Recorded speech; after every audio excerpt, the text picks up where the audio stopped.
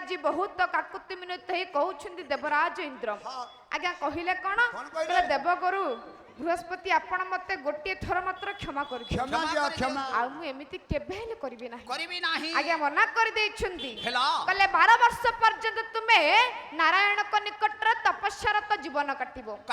नारायण 12 वर्ष परे तुमको आशीर्वाद कले जाई तुमे आसी सिंहासन रे बसी परिबो आज्ञा जो अभिशाप देई देले देवगुरु बृहस्पति अभिशाप आज के पड़ी गला आज्ञा संगे संगे चली गला नारायण को निकट को कैसे ना देवराज इंद्र दिन पर आज्ञा दिन गति गला एणे आज्ञा अमरावतीपुर खाली पड़ी अमरावतीपुर आज्ञा चलाइबा पई कोनोसी आज्ञा इंद्र नाहंती काई आउथरे भोट कलेनी सानी भोट करिवे तेन आज्ञा हला कोन हला ना समस्त देवता मानक मुंडरे भाळ नै पड़िला देवता मानक शासन करिवो किए आज्ञा समस्त देवता माने नारायण को निकट रे वंदना रचना कले नारायण को आज्ञा कर्ण गोचर हला नारायण संगे संगे आसी देवगण को निकट रे पहुंच गले कहले हे देवगण मते किम पई स्मरण कलो आज्ञा आपण कोन जानि नाहंती ना आपण तो जानंती 12 वर्ष पर्यंत देवराज इंद्र आपण को निकट रे तपस्यारत जीवन काटिबे 12 वर्ष पर्यंत कोन अमरावतीपुर खाली पड़िबो इंद्र का आसन खाली पड़िला जने इंद्र आसीबे नाही आगा नारायण कहले इंद्र अछंती केवल जणिए मात्र व्यक्ति जे कि इंद्र सिंहासन में बसी परिबो ना से किए ना से होछंती हस्तिनापुर राजा हस्तिनारा सम्राट राजा नहुष सी एकमात्र व्यक्ति जे कि आसी सिंहासन में बसी परिबो तेनु आज्ञा नारायण कर परम बड़ भक्त होछनी देवर्षि नारद से आ डेरी न करी संगे संगे आज्ञा चली गले केमिति आज्ञा चलिले कला बीणा बादन करिण ये देवर्षि जे गले कला हस्तिनापुर रे जाई प्रवेश होइले जय जय हे शंकर जय जय हे जय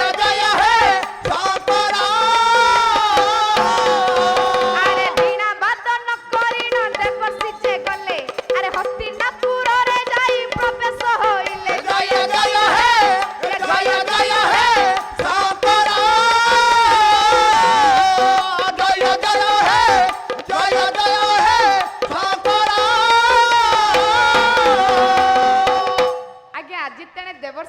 चली गले केमिति आज्ञा चलिले केमिति कला मुन्नी करिले गम ना मुन्नी करिले गम ना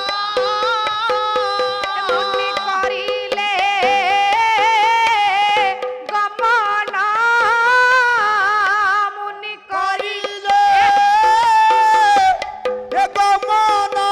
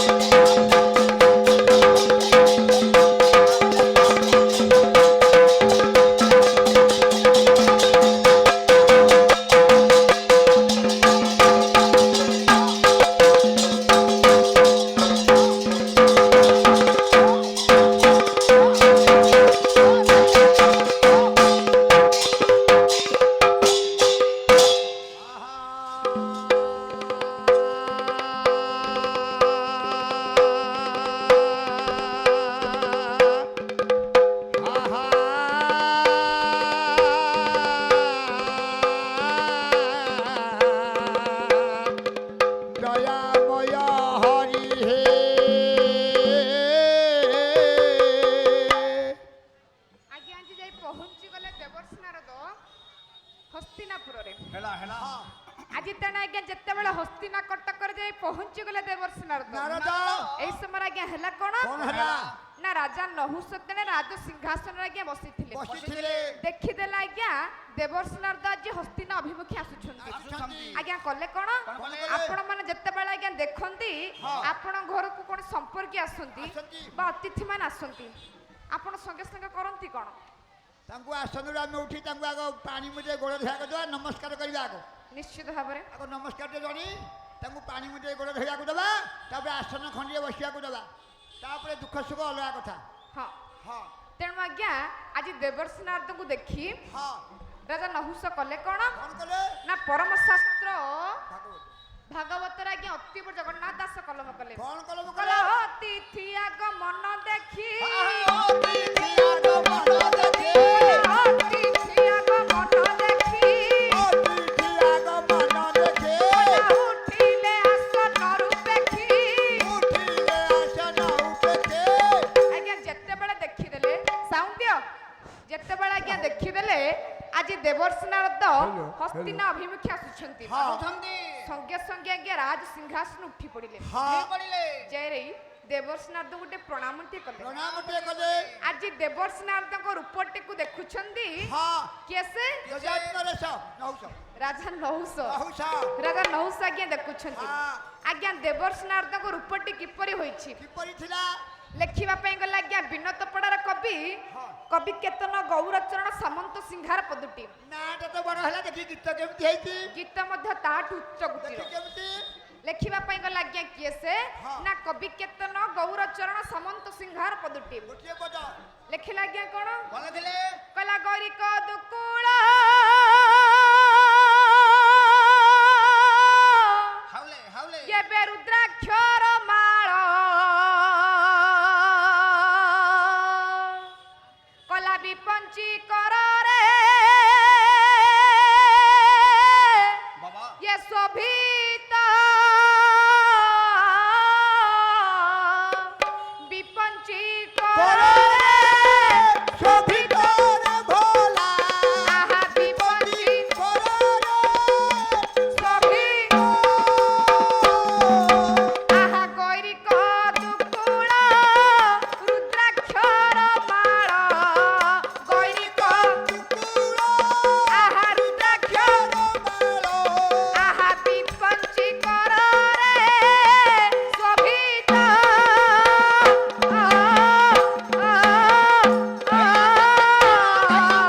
जा পতি কররে आहा शोभित ভোলা संभ्य পতি কররে आहा शोभित आहा शिरसी जजटी विभ्रम आळेटी आहा ভ্রম আরেকে आहा विभ्रम ভ্রম আরেকে आहा स्कंधे सोहे जग कवित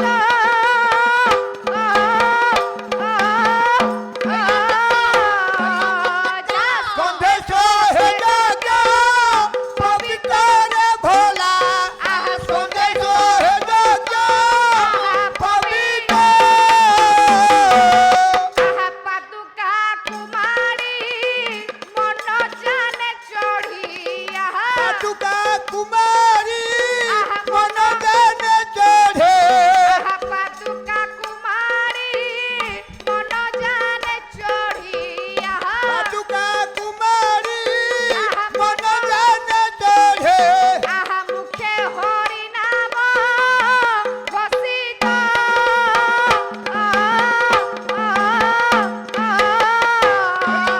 जा মুখে হরি নাম ঘোষিত রে ভোলা মুখে হরি নাম ঘোষিত ତୁନ ଆଜ୍ଞା କହିଲେ କଣ ନା ଗୌରିକ ଦୁକୁଳ ରୁଦ୍ରାକ୍ଷର ମାଳ ବିପଞ୍ଚି କରରେ ଶୋଭିତ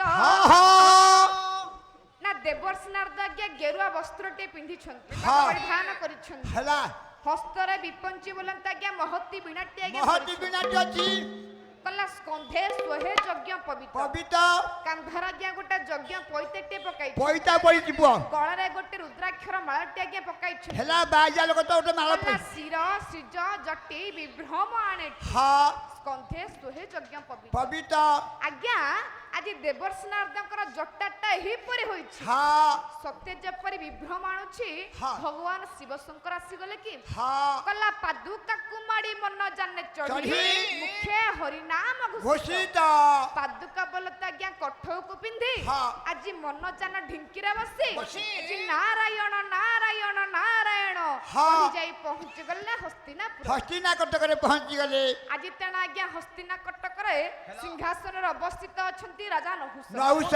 ଦେଖିଦେଲା ଆଜ୍ଞା ଦେବର୍ଷି ନାରଦ ହଁ ସଙ୍ଗେ ସଙ୍ଗେ ଗୋଟେ ପ୍ରଣିପାତଟିଏ କରିଦେଲେ ପ୍ରଣିପାତ କଲେ ତାଙ୍କ ପାଦକୁ ଆଜ୍ଞା ଧୌତ କରିଦେଲେ ହେଲା ତାଙ୍କୁ ନେଇ ଦିବ୍ୟାସନରେ ଆଜ୍ଞା ବସାଇଦେଲେ ବସେଇଦେଲେ କହିଲେ ହେ ଦେବର୍ଷି ନାରଦ ହଁ। କିମ୍ପା ଏ ମାନବ ରାଜ ନିକଟକୁ ଆସିଛନ୍ତି ହଁ ଆସିବାର ତାତ୍ପର୍ଯ୍ୟ କଣ କଣ ମୋର ଆଜି ଏତେ ବଡ ଭାଗ୍ୟ ହଁ। ଯେ ଆପଣ ଆସି ମୋ ପୁରରେ ପହଞ୍ଚିଛନ୍ତି ପାଦ ପଡିଗଲା ଏହି ସମୟରେ ଆଜ୍ଞା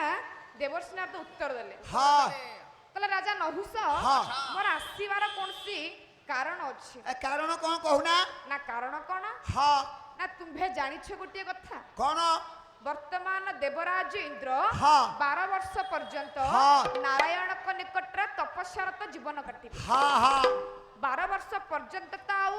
ଅମରାବତୀ ପୁରା ଖାଲି ପଡିବନି ନାଇଁ ଅମରାବତୀ ପୁରରେ ବସିବା ପାଇଁ ଗୋଟିଏ ଇନ୍ଦ୍ରଟି ଆବଶ୍ୟକ ଆବଶ୍ୟକ ତେଣୁ ନାରାୟଣଙ୍କର ଆଦେଶ ହଁ। ସେହି ଇନ୍ଦ୍ର ଜଣକ ହେଉଛୁ ତୁମ୍ଭେ ଏକମାତ୍ର ତୁମେ ଏକମାତ୍ର ଯିଏକି ଇନ୍ଦ୍ର ସିଂହାସନରେ ବସିପାରିବେ ତମ ପାଇଁ ଗୋଟେ ସୁବର୍ଣ୍ଣ ସୁଯୋଗ ୟାକୁ ହାତ ଛଡା କର ନା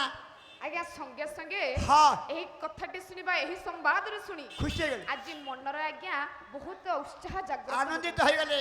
କହିଲେ ମୁଁ ଏକ ମାନବ ରାଜା ହୋଇ ମଧ୍ୟ ହଁ। ନାରାୟଣଙ୍କର ଆଦେଶ ହଁ। ଯେ ମୁଁ ଏକମାତ୍ର ବ୍ୟକ୍ତି ଇନ୍ଦ୍ର ସିଂହାସନରେ ବସିପାରିବି ବସିବି ମୋର କେତେ ବଡ ଭାଗ୍ୟ ଭାଗ୍ୟ ହଉ କହିଲେ, ଭାଗ୍ୟ ମୁଁ ଏତେ ବଡ ଧର୍ମପରାୟଣ ରାଜା ହଁ ଆଜ୍ଞା ମନରେ ଆଜି ବହୁତ ଗର୍ଭଭାବ ଜାଗ୍ରତ କୋଉଟା ହେଇଗଲା ଠିକ କୋଉଟା ଭୁଲ ଆଜ୍ଞା କୋଉଟା ଉଚିତ ହଁ। କୋଉଟା ଅନୁଚିତ ହେଲା ଏହି କଥାକୁ ଆଜ୍ଞା ମନ ମଧ୍ୟରେ ବିଚାର ନକରି କରିପାରିବେ ସଙ୍ଗେ ସଙ୍ଗେ କହିଲେ ତେବେ ଠିକ ଅଛି ହଁ। ଦେବର୍ଷି ନାରଦ ଆଉ ବିଳମ୍ବ କେଉଁଥିପାଇଁ ଚାଲନ୍ତୁ ସଙ୍ଗେ ସଙ୍ଗେ ସ୍ୱର୍ଗପୁର ନିକଟକୁ ଚଳିଯିବା ଆରେ ମନ ଉଡ଼ିଲା ମୋରି ଭଳିଆ ତ ଆଉ ମାନେ ଆମ ଘର କୋଉ ଗାଁ କହିଲୁ ଆଡଚଳ। ଆମ ଘର ହଉଛି ନାଇଁ ନା ଆମ ଘର ପାଙ୍କଶାଳୁଆ ହଁ ହଁ ମୋ ଶ୍ୱଶୁରର 4ଟା ଝିଅ ଆଚ୍ଛା 3ଟା ଝିଅ ବାହା ହେଇ ସାରିଲେ ଏ ଚତୁର୍ଥ ନମ୍ବର ଝିଅକୁ କହିଲେ ମୁଁ ଘର ଜ୍ୱାଇଁ କରିକି ଆଣି ଗୋଟେ ଯୋଗ୍ୟ ପିଲାଟିଏ ରଖିବି ହେଲା ମୋର ତ ପୁଅ ପତି ନାହାନ୍ତି ନା ଗୋଟେ ଜ୍ୱାଇଁ ପିଲାଟିଏ ମୁଁ ଆଣିବି ହଁ ସାନ ଝିଅ ଟିକେ ଆସିକି ମୁଁ ବିବାହ ହେଇକି ଆରଥର ଆସିଲି ଘର ଜ୍ୱାଇଁ ହେଇକି ଆଚ୍ଛା ମୁଁ ଯେତେବେଳେ ଶୁଣିଦେଲି ହଁ ଯେ ବିଲ ତାଙ୍କର 4 ଏକର ଅଛି ହେଲା ପଦା ଖଣ୍ଡିଆ ଅଛି ଗଛ ଅଛି ତୋଟା ଅଛି ନଡ଼ିଆ ଗଛ ନଡ଼ିଆ ବଗିଚା ଅଛି ହେଲା ମୁଁ ଯେତେବେଳେ ଆସିକି ପୁଅ 6 ମାସେ ବର୍ଷେ ରହିଲି ଆରେ ବିଲ ବାରି ସିଆରେ ନାହିଁ ରେ ମୁଁ ମୂଲ ଲାଗି ଲାଗି ଭାତ ଖଣ୍ଡେ ଖାଉଛି ସେମିତି ନା ହାତ ମସିଆ ଯାଉ ଦେଖିଆ କ'ଣ ହଉଛି ଏଥରୁ ଜଣା ପଡିଲା ଯେ ଇଏ କୋଳ ପୋଛା ଜଇଁ ଆଉ କଣ ହଁ ତେଣୁ ଆଜ୍ଞା ହେଲା କଣ ହଁ এই সময় আজ্ঞা আজি রাজা নহুষ কহিলে তবে বিলম্ব কম পাই হ্যাঁ। চলন্তু সঙ্গে সঙ্গে স্বর্গপুর নিকটকু ଯିବା ଯିବା। অমরাবতী পুরা খালি পড়িছি ହେଲା আজ্ঞা কেউটা উচিত কেউটা অনুচিত হ্যাঁ। এই কথাকে মন মধ্যে বিচার করি ବିଚାର ନ କରି আজ্ঞା আম্ভ মানব মানকর কর্তব্য হচ্ছে